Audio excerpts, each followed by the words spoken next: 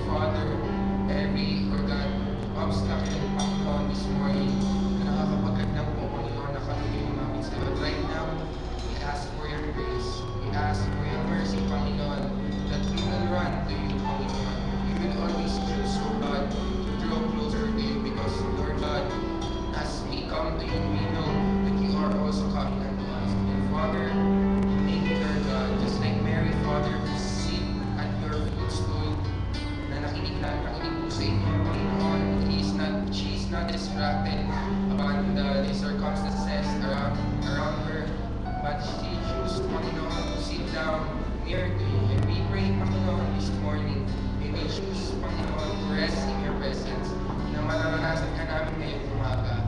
Lord, we thank you and we glorify your name because you are good and it's truly good to draw closer to you, Panginoon.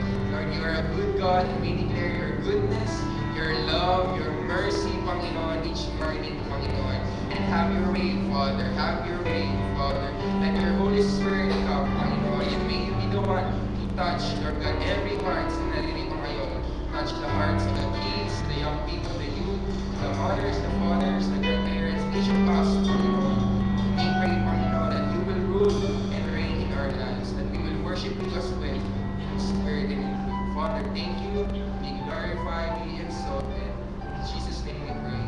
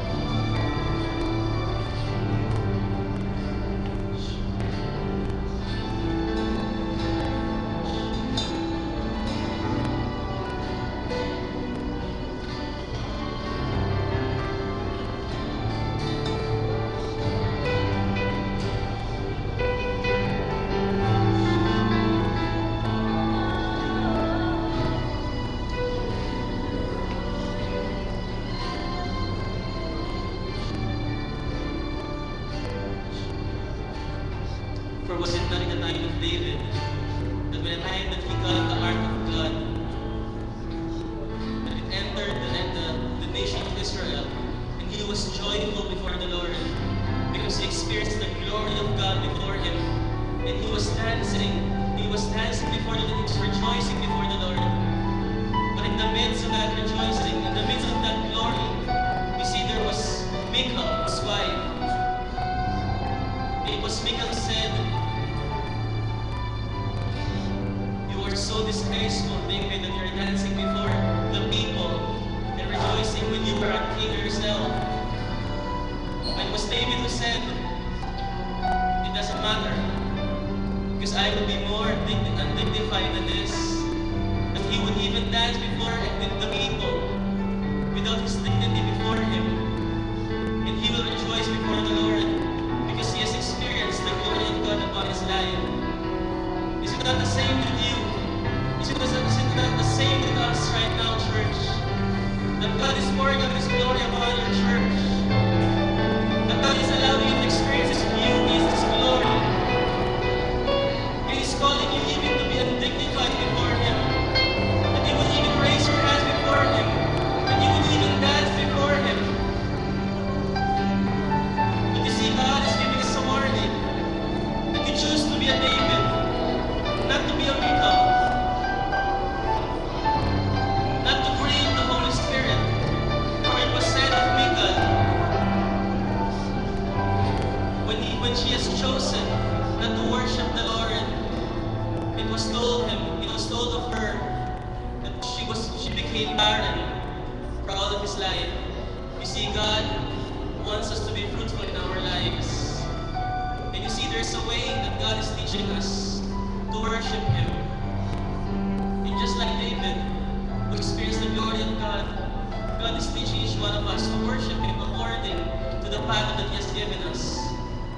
You see, we come here with all that burden before you. Maaaring dumating kayo sa lugar na ito na may kabigatan sa inyong puso.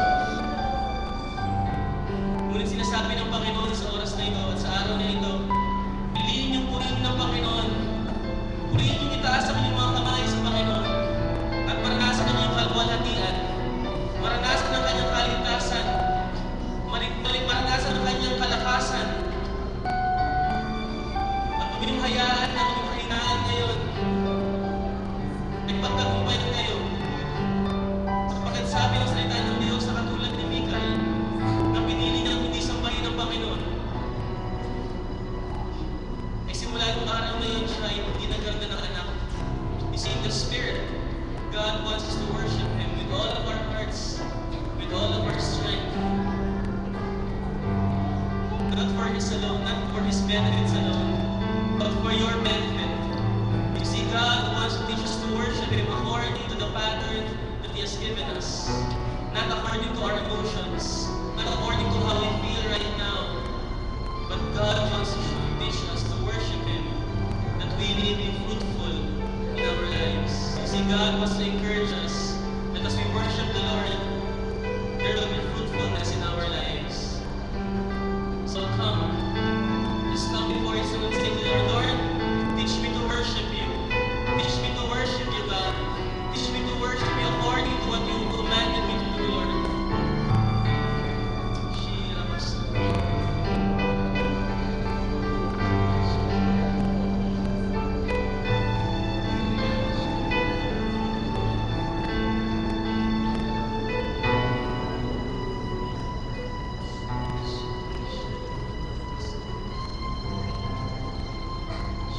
Psalm 23.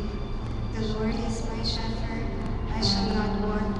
He makes me to lie down in green pastures. He leads me beside the still waters. He restores my soul. He leads me in the paths of righteousness for his name's sake. Yea, though I walk through the valley of the shadow of death, I will fear no evil, for you are with me. Your rod and your staff, they comfort me. You prepare a table before me in the presence of my enemies. You anoint my head with oil.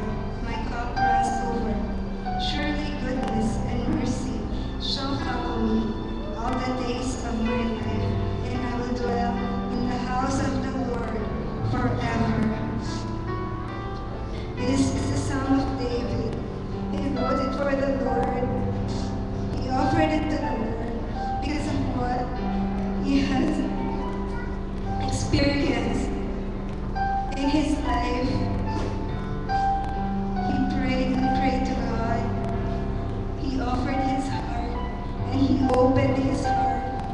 Even though he knows hindi siya karapat-dapat dahil nagkasala siya, kinuha niya si Bathsheba at pinatay niya ang asawa nito. Nagkasala siya, pero lumapit pa rin siya sa Panginoon. At ang paglapit niya iyon, alam niya na inuunay ng Panginoon dahil binaba niya ang sarili niya, dahil alam niya na tinutulungan siya ng Panginoon, hindi dahil sa sarili niyang righteousness, hindi dahil sa sarili niyang kagandahan, kundi dahil lamang sa habag ng Panginoon. At dahil doon, alam niya na habang buhay, doon siya sa langit mapupunta, makakasama niya ang Panginoon. He will dwell in the house of the Lord forever. That is not yung house na church lamang, yung bahay na iyon, hindi yun yung simbahan lamang na ganito, na kapag umalis ay wala nang tao at wala nang kumakanta. But David knew na kapag kasama niya ang Panginoon, wala na siyang hahanapin pa. At kung ibibigay niya ang buong buhay niya, habang buhay siya makakasama niya ang Panginoon ay nakatingin sa atin palagi, nag-aantay ng pagkakataon, nag-aantay kung kailan natin siya tatawagin, nag-aantay kung kailan ibababa natin ang sarili natin at iisipin natin, hanggat kaya ko pa, ibibigay ko ang lahat sa Panginoon. Hanggat bata pa ako at kaya ko sumayaw, hanggat bata pa ako at kaya kong tumanman at tumalakpak sa Panginoon, dahil binigyan niya ako ng kamay, binigyan niya ako ng paa, gagamitin ko ito para sa Panginoon. Isipin natin mabuti kung bakit ginawa ng Panginoon ang mga bagay na ito. Bakit kailangan natin magpuri sa Kanya? Dahil pwede naman na mag-preach lang. Pwede naman na magsasalita ng pastor. Pero sa una, tayo ay nagpupuri at nagpapasalamat sa Panginoon. Bakit? At ano ang ginagawa natin sa mga pagkakataong binibigyan tayo ng kalayaan ng Panginoon na magpuri at magsamba sa Kanya, hindi dahil tayo ay tama, kundi dahil tayo ay makasalanan at tanging sa pagpuri at pagsamba na natin sa Kanya, magagapi natin ang kaaway, magagapi natin ang kasalanan na hanggang ngayon ay nasa atin pa rin, magagapi natin dahil ang Panginoon lamang ang may hawak ng kaligtasan. He is our victory. Last week we have declared it, and we will always declare it, that the victory is our Lord. Pero paano natin matideclare iyon kung mismong tayo hindi natin alam ang katotohanan ng pagsamba at pagpuri sa Kanya ng buong puso at buong kaluluwa? Lahat tayo ay makasalanan. Pero minahal pa rin tayo ng Panginoon at nandirito tayo at pinakikinggan tayo ng Panginoon. Hindi tayo ay matuwid, kundi dahil mahal niya tayo. At yun lamang ang dahilan, dahil mahal niya tayo lahat. Ngayong araw na ibibigay natin ang papuri at pagsamba na nararapat sa Panginoon. Ano man ang ginawa natin, kagabi, kahapon, kanina. Ano man ang kasalanan na iyon, kalimutan na natin iyon at sambahin lamang natin ang Panginoon, papurihan lamang natin siya, pagkat siya'y dakila at karapat-dapat sa pagsamba.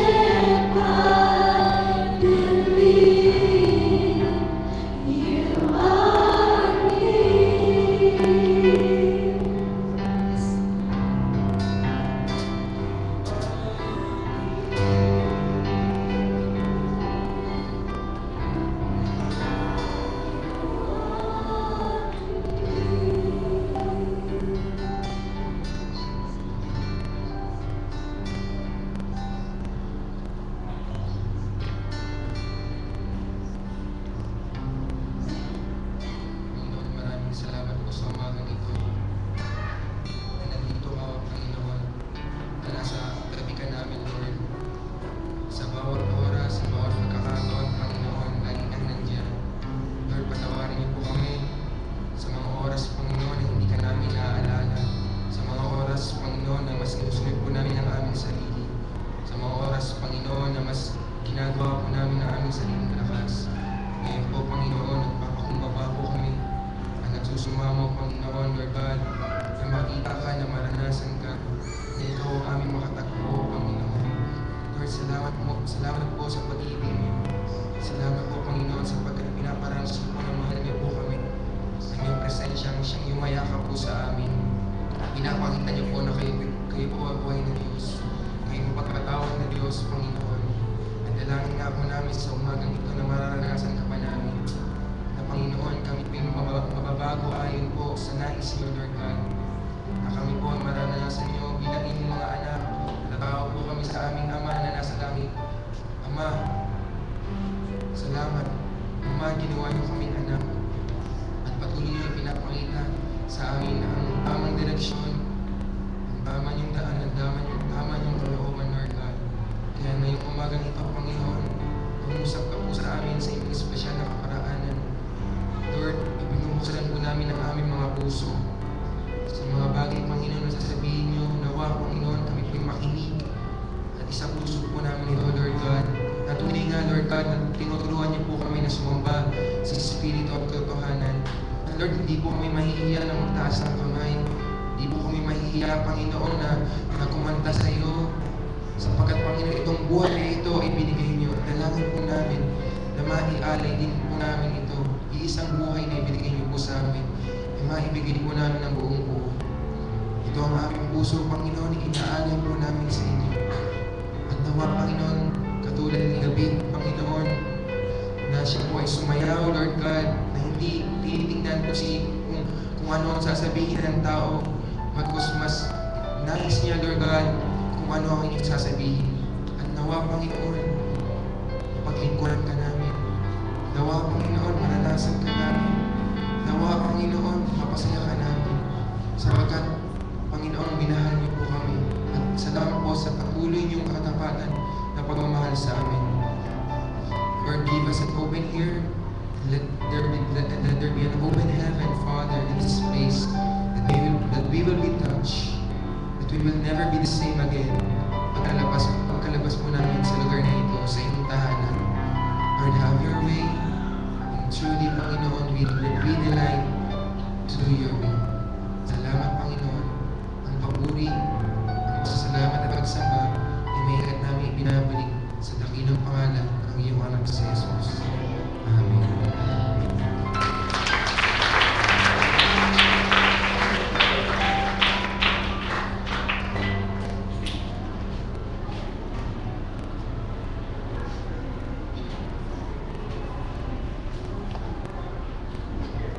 Good morning po. As we continue to worship God, let me just share po yung Word of God kanina. From Psalms 138, I will praise you, O Lord, with all my heart. Before the gods, I will sing your praise. I will bow down toward your holy temple and will praise your name. For your love and your faithfulness, for you have exalted above all things your name and your word. When I called, you answered me. You made me bold and stout-hearted.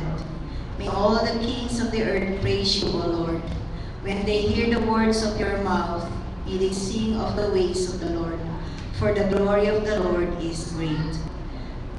Though the Lord is on high, he looks upon the lowly, but the proud he knows from afar. Though I walk in the midst of trouble, you preserve my life. You stretch out your hand against the anger of my foes. With your right hand you save me. The Lord will fulfill his purpose for me. Your love, O Lord, endures forever. Do not abandon the works of your hands. Thank you, Lord. As we prepare our hearts in our giving, let us pray that what we can offer to God is really pleasant to his eyes. Let us pray. Father God in heaven, we believe that you keep on moving in the midst of us, Father God. Kung ano man po ang nararanasan namin, Panginoon, you are there for us. Salamat, Panginoon, na patuloy mo kaming sinasamahan sa bawat oras ng aming pakikipagtagpo sa inyo, Panginoon.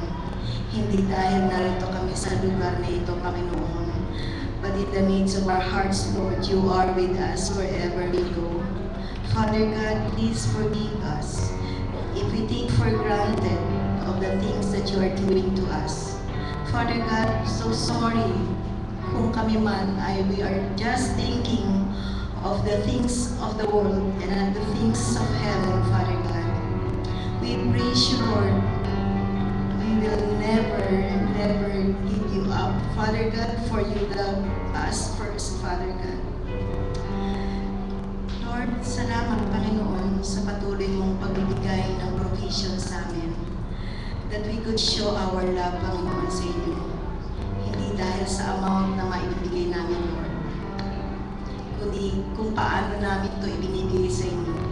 You look at our hearts, Father God. Lord, help each one of us that we could give because we love you, that we could give because we want to bless your name, that we could give because we obey your command. Father God, we believe that we are your children who wants to give to you, Lord.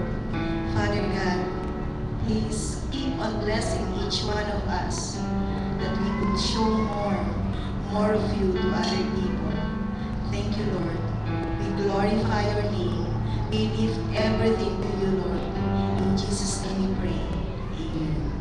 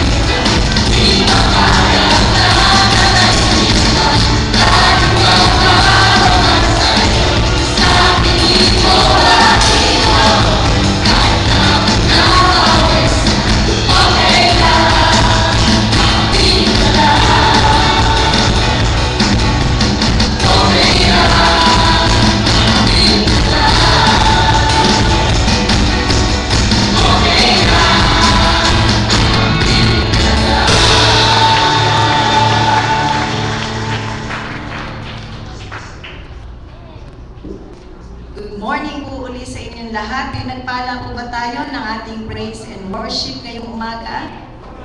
Amen.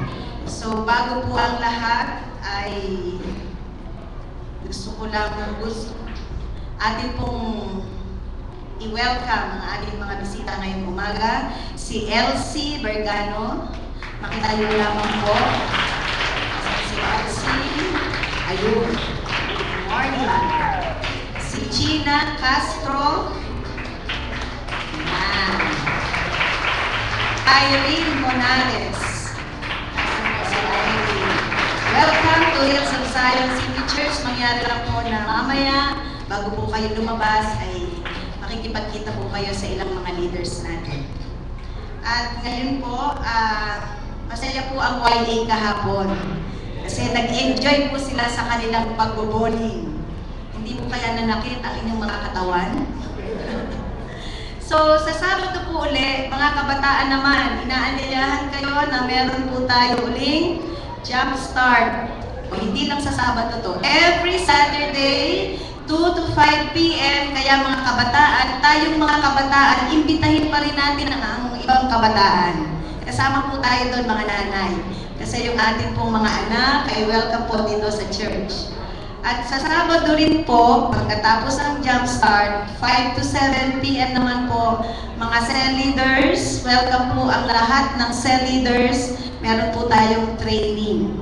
So, para po tayo magamit ng Panginoon mightily. At sa March 24 po, lalo na po doon sa mga madalas na po maka-attend every Sunday, inaanyayahan po kayo, makipag-usap lang po doon sa table. Papirmahan lang po if you want to know our statement of faith, ano po pinaninindigan at prinsipyo na dinadala ng Hills of Zion City Church. May church membership class po tayo after the service sa Sunday po. Mangyari lang po magpalista kayo doon kasi binibilang po namin. May free lunch po ito. At maging yun din po sa leaders training, may free snacks po tayo kaya kailangan po mag-head count tayo. At isa pa pong ipapaliwanag ko kasi last Sunday daw po ay hindi ko nasabi tungkol po doon sa envelope. Hindi po natin susulatan ng pangalan ng labas. Sa loob po ay may papel, dito nyo po lalagay ang date, name, address, at kung saan nyo po inilalaan yung ibinibigay nyo. At hindi pa rin po huli ang lahat kasi lagi po tayong nag-encourage. Ito pong form na to ay, nakikita nyo po ba dyan? Pledge form. Welcome po ang lahat ng kinakatok ng Panginoon ang kanilang mga puso para magbigay po sa church na ito. Alam naman po natin na tayo po ay nagpe-pray na magkaroon po tayo ng sariling building. So, welcome po kayo. Kung gusto nyo pong mag-fill up ng form, nandun lang po sa table po na sa harap. All youth leaders, di matapos ang ating schedule. All youth leaders and you will have short meeting right after the service. Easy worship team, projector members. Please approach Ate Thea right after the youth meeting. Okay, yan po yung mga announcement po. So, patuloy po tayo makinig sa salita ng Diyos. Tawagin ko na po si Pastor.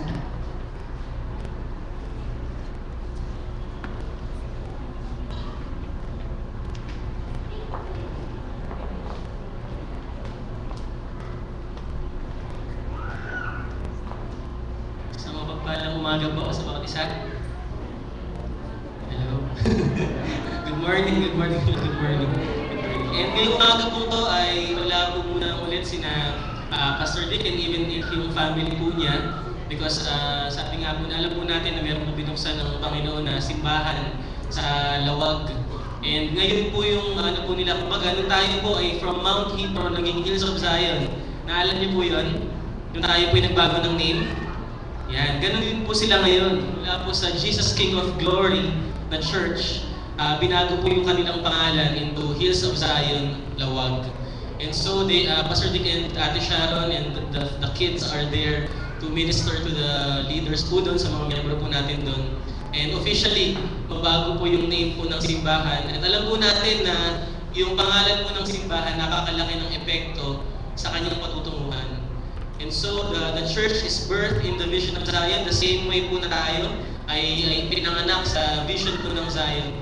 And so, nandun po si Pastor to minister dun po sa ating mga kasamahan po rin. So, before po tayo mag-proceed sa ating message, short message po ngayon, can we just bow down and just pray for them, for the church in Lawagan. Panginoon, salamat muli, Panginoon, sa privilege, Lord God, na makapag-minister, Panginoon, sa iba't ibang lugar. And Lord God, we thank you that you're truly raising up the vision of Zion upon this nation, Lord. At salamat, Lord, that the place of Lawag is a place of light, Panginoon. Na ang Lawag po, ibig sabihin, liwanag, Panginoon. At tinigiling po namin, Lord, ang simbahan ito na inyong pinanganak ngayon sa vision ng Zion, sa panawagan ng Sion, Panginoon. Hinihiling po namin na tunay ito po ay maging liwanag, Panginoon, sa buong lugar ng Lawag. Hindi lamang ng Lawag, kundi buong lugar ng Ilocos, Panginoon. Hinihiling po namin, Lord, na pagpalain niyo po sila at hayaan niyo po na inyong banal na spirito, Panginoon, ng inyong anointing, Lord, na dumako sa lugar na ito ay ganun din dumako, Panginoon, sa lugar po ng Lawag, Panginoon. Hayaan niyo po sila, Lord God, na bawat isa po sa mga miyembro at mga leaders ng simbahang ito ay makakilala pa sa inyo ng mas malalim pang kaparaanan. At inihiling po din po namin, Lord, ang inyong pagpapala kay na Pastor Dave, Lord God, and kay Sister Sharon, and even the kids, Lord God. We pray for your protection upon them, and even your anointing to be upon them, Lord, to bless these people, these brethren, Panginoon, in Lawag, Father. We just commit them to you, Father, even today. As we listen to your word, Panginoon, we pray that you will speak to us, speak to our hearts, Panginoon, and allow us to carry your word sa pag-alis po na mamaya sa lugar na ito. Salamat, Panginoon, sa inyong lahat ng papuri pagsamba sa pangalan ni Jesus. Amen. Amen. Amen. Siguro before I proceed sa message, gusto ko lang explain ng konti what God told us po kanina as we were worshiping. You see, God has been impressing that message upon my heart for this past week. And talagang ang pinakita po sa akin ng Lord is there will be a time of fruitfulness in the church. Talagang dadating po yung multitude sa simbahan, darating po talaga na pagpapalain po tayo ng Panginoon. But you see, nakita po natin dun sa buhay po ni David, kung babasahin niyo po sa 2 Samuel, na you will see there na si David po ay, ang target niya po ay mabalik yung Ark of the Covenant. Alam niyo po yung Ark of the Covenant? You see, in the scripture, in the Bible, yung arko po, yung po yung dala ni na Moses nung tumawid po sila sa Red Sea. Yung po yung naghati. Ang kasigan po naghati ng Red Sea. But during that time na tumatawid po sila sa Red Sea, nandun po yung Ark. Jordan River, sorry. Even the Red Sea. Wala pa yung Ark. Okay. So, okay. So, tutuwid po sa River Jordan, nahati po yung Jordan. And it was because of that ark. Yung ark po na yun represents the presence of God. Now, nung time po na yun na si David po ay kinuha niya po yung ark. Actually, before po nun, years na po nawala yung arko ng Panginoon sa Israelita. Ibig sabihin po nun, in the spiritual, matagal na pong wala yung presensya ng Panginoon sa bansa ng Israel. So, isipin niyo po kunwari sa atin pong simbahan. For years, talagang worship tayo ng worship, kinig na tayo ng kinig ng message ng Lord. Pero walang presensya ng Panginoon. Ganon po yung naranasan nila. For years, taon po ang binilang na ganon po sila. Na wala po nila, di po nila maranasan yung presensya ng Panginoon sa lugar po ng Israel. Now, during that time, nung time po na yun na si David po, ay nilabanan po niya ang mga Philistines. At nagtagumpay po siya at nakuha po niya ulit yung Ark of God. Nabalik niya po ito sa lugar ng Israel. Kaya po ganda lang yung kagalakan niya na nagsasayaw po siya. Talagang, sabi nga nung description po rin, talagang parang hindi na siya hari. Pag tinignan niyo po siya na sumasayaw sa gitna ng mga tao. And he was dancing without dignity. Kumbaga, wala na, hindi na ako mahihiya. So, minsan sumasayaw kami rito, minsan talagang bahala na, Lord. Talagang bigay todo na, di ba? Minsan dadako sa isip namin, Lord, parang nakakahiya itong ginagawa namin. Tumatalong-talong kami and we were raising up our hands and worshiping the Lord. But you see, yung ginawa ng Panginoon kay David, Yun yung pinagawa ng Lord kay David during that time when he experienced the glory of God. Nung bumalik niya yung Ark of God. You see, in the same way, you see, last week, we experienced the glory of God in a very special way. Tama po ba? Walang nakaranas na. Naranasan yung presensya ng Panginoon talaga na grabe yung, as you see, God moves in different ways. Diba? Iba-iba talaga ang pagkilos ng Panginoon. But during last week, talagang grabe yung glory ng Lord. And we were dancing, we were worshiping the Lord before, talagang grabe yung presensya ng Panginoon. And it was the same way with David when he experienced that glory of God. But there was this word, specific word sinabi sa akin ng Panginoon. Ang word sa akin ng Lord during this week, will you still dance even if my glory is not that much? Will you still worship me the same way that you did last time? You see, most of us, ito, tabi-tabi po tabi-tabi. Minsan talaga kailangan hiwain ang gusto natin. Minsan ma-rebuke tayo ng konti para mag-grow tayo. Amen po, okay lang? Sige, kahit magalit kayo sa akin, okay lang. Kasi alam galing sa Lord to eh. So, I would like to encourage you na talagang ang word ng Lord, never look at the circumstances. You see, you can still worship God regardless of what is happening around you. Regardless of what you're feeling right now, you can still worship, you can still jump before the Lord and dance before Him with joy. Despite ano bang, parang Lord, parang dry. No, it doesn't matter. Just jump before the Lord. Just worship God. You see, if you will look at that scripture, anong ginawa ng asawa ni David? While David was worshiping before God, talagang bahala na Lord, sayo na siya, sayo na ganyan. Ano sabi ni Michal? Grabe naman tong haring to. Nakakahiya. Hari siya, tapos ganyan ginagawa niya. Sayaw siya ng sayaw sa harap ng mga tao. Nakakahiya, hindi siya respetuhin ng mga tao. And so when David confronted Michal, nagparami pa si Michal. Sabi pa ni Michal, oh, kamusta na yung hari natin? Ganun ba, hindi siya direkto, kamusta na ang hari ng Israel? Hindi ba nakakahiya yung ginawa mo? But you see, David could have reacted. It was his wife. Someone close to him. Someone who knows him supposedly, di ba? But ano sinabi ni David? So, pwedeng mag-discourage si David when sabihin niya, oo nga, parang nakakaya yung ginawa ko sa harap ng mga Israelita. Pwedeng gawin niya yun, di ba? But what did David said? Sabi niya, I will not be ashamed of what I did. Hindi ako mahihiya sa ginawa ko.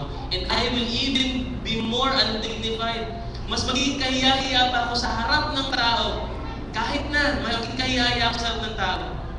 Dahil naranasan ko ang kaluwalhatian ng Panginoon. Dahil alam ko ang kabutihan ng Diyos. You see, we have to be careful whenever the glory of God comes. Because two things can happen. First, you can experience the glory of God and rejoice with God in His presence. But second, pwede tayo maging katulad ni Michal. Na Lord, wala naman nangyari. Bayaan mo na sila. Sila na lang mag-worship sa Lord. Ako, hindi ko naramdaman eh. Sugit na lang ako. And that is what Michal did. He grieved the Holy Spirit. And what happened, din ang sabi sa scripture doon, yung last part ng chapter na yun, and Michal became barren sa buong buhay niya. And it speaks of, for us, spiritual barrenness. Hindi tayo magiging fruitful if we look at the person or if we look at the people or the circumstance around us. So that is a big warning for us. So whenever God moves, regardless kung ano mang matindi yan o hindi matindi, will you still do the same? Will you still worship the Lord the same way that we worship Him when His glory is so great? So I believe it's a correction from God na kailangan pa natin matutunan. It's a very direct correction po ng Panginoon. And alam natin, whenever, sabi nga sa scripture, hindi na dinidisiplina yung mga hindi niya anak. Kapag hindi niya sinabihan ng kanyang mga anak na mali yan, hindi niya anak yun. Ang sinasabihan lang niya ng tama at mali, yung mga anak niya. And so, the Word of God is very clear to us. And so, those who have an ear, let us hear what the Spirit is saying. If you heard from God, if you are rebuked of God, praise God because you are a son of God. But if not, let us ask ourselves, Lord, talaga bang Kristiyano? So we have to be careful. And so, yan. Medyo hiwa po ng konti. And so, this morning po, I would like to share with you in light with that. You see, there are so many reasons why at times we cannot worship the Lord with all of our hearts, with all of our strength. And one of it is because of discouragement. Discouragement or kahinaan ng loob. And this morning, I would like to share with you how to overcome discouragements. Overcoming discouragements. You see, discouragement is a big enemy in the life of a Christian. Isa siyang napakalaking kalaban ng isang Kristiyano. Ang discouragement can cause a Christian to go on with the Lord and become stronger, but it can also cause a Christian to backslide and umalis sa Panginoon. That is how powerful discouragements are. Kaya kailangan natin maintindihan, paano ba ma-overcome yung mga discouragements? Paano ba mahalampasan yung mga kahinaan ng loob na dumarating sa ating mga buhay? And also, discouragement always has a source. Lagi siyang may dahilan at may pinanggagalingan, kumbaga may pinaghuhugutan. At pangalawa, whenever discouragement comes, we always need to stop for a while and find out what we are thinking about. Ang discouragement daw po, una, lagi may dahilan. At pangalawa, ang discouragement, pag dumako sa atin, minsan kailangan natin huminto muna at tingnan, ano ba iniisip ko? Ano ang mga pinag-iisip-isip ko ngayong panahon na ito? Bakit ako na-discourage? You see, discouragement doesn't only happen to those who are weak. Hindi lang sa mga mahihina, but to every one of us. Amen po ba? Kasi dito hindi pa na-discourage. Ayan. Lahat kayo. Kaya pala malungkot kayo na So, we all experience discouragements in our lives, and it also happens to the best of us. That malakas sa atin. I will prove to you. Let us look at some of the sources of discouragements from the lives of great men of the Bible. Una, si Abraham. You see, we know Abraham as the father of the faith, di ba? Talagang kung pag-uusapan pananampalataya, sinong isip natin? Si Abraham. Faith na faith na papatay niya yung anak niya si Isaac dahil lang sa kanyang pananampalataya. That is the faith that we want. But you see, at some point, Abraham experienced discouragement. In Genesis 12 verse 10, yan, sa mga nag-take notes po, i-take nyo lang yung mga verses natin. Genesis chapter 12 verse 10, sabi rito, "Now there was a famine in the land, and Abraham went down to Egypt to dwell there, for the famine was severe in the land." Now, if you will read, sabi sa scripture na yun, nung dumating si Abraham sa pangakong lupa, sa mga pangako ng Panginoon sa kanya, nagkaroon ng paggutom. Nagkaroon ng paggutom sa lugar na kung saan pagpapalain siya ng Panginoon. Ano ginawa ni Abraham? He went down to Egypt. Iniwan niya yung pangakong lupa ng Panginoon sa kanya at bumaba siya sa Ehipto. But if you will look at the scriptures before that, in Genesis chapter 12, verses 1 to 3, ito yung sinabi ng Panginoon sa kanya. "Now the Lord has said to Abraham, get out of your country, from your family, and from your father's house, to a land that I will show you." Sabi ng Panginoon, "I will make you a great nation." Ito pa, "I will bless you and make your name great." Talagang grabe pagpapala. "And you shall be a blessing. And I will bless those who bless you, and I will curse him who curses you. And in you all of the families of the earth shall be blessed." Sabi ng Panginoon, umalis ka sa lupa na tinitirahan mo ngayon, dadaling ka sa isang lugar na hindi mo kilala, hindi mo alam. At pagpapalain kita rin ng higit na higit sa lahat, higit-higit, umaapaw. And God promised that He will bless Abraham in that place. But ano maramdaman niyo pagdating niyo sa lugar na yun? Excited na ako, talagang ito magpapalain ng Lord. Talagang bless ako ng Lord sa word na to. Okay, talagang pag-bless ako ng Lord sa ministry na to kasi sabi niya ng Lord, dito ako magpapalain. And when Abraham came to the place of blessing, anong dumating sa kanya? Anong umarap sa kanya? Famine, kahirapan, paggutom. Nasaan naman yung blessing? Akala ko may blessing na darating sa akin. And so, what did Abraham did? Sabi sa scripture kanina, umalis siya sa lugar na yun, and then he went to Egypt. At alam natin yung story na mas naging marami pang problema after that. You see, at times, circumstances are opposite to what God promises. And maybe we can get discouraged and go out of the place that God has promised us. Minsan, when God promises something, ang haharap sa atin is yung opposite, yung kabaligtaran. Minsan pag sinabi ng Panginoon na, dadalhin kita sa lugar na to, or sample lang, ito lang iniisip ko ngayon, sa work na to, I will give you this work, and I will bless you there. Pagdating mo sa work na yun, ang stricto ng bossing, hindi ka makapag-spend ng time, sobrang hectic ng schedule mo. Haharap sa'yo yung mga hirap ng buhay doon sa blessing dapat na yun. But you see, at times, God will use circumstances to cause and to bring somehow discouragement sa atin. Pero, what will be our reaction? Yes, sa mga sources yun, discouragement can be caused by circumstances. And circumstances, discouragements, can cause us to move out of God's plans for us and lose His blessings. Kasi dito yung nakarasan ng discouragement sa buhay nila. Siguro lahat tayo, di ba? All of us, na-discourage tayo sa tao. Parang akala ko, itong kapatid ko na to, ay tutulungan ako. Akala ko, itong kaibigan ko na to, hindi ako iwanan. Pagdating ko sa problema, nawala bigla siya. Akala ko, itong lugar na talaga yung kapayapaan ko na, yung place ng kapayapaan. Ang gulo-gulo pala. You see, circumstances can cause discouragement to us. And at times, it can cause us to move out of God's plans for us. Yun yung pinakang delikado. Na pag na-discourage tayo, ayaw ko na Lord, ayaw na. Yan. Kapag yung sobrang nahihirapan na tayo, pag sobrang, akala ko ba blessing to? Bakit nahihirapan ako? But the question is that really what God is asking of us? Pangalawa, you see, first, circumstances can cause discouragements. Pangalawa, sa buhay ni Job.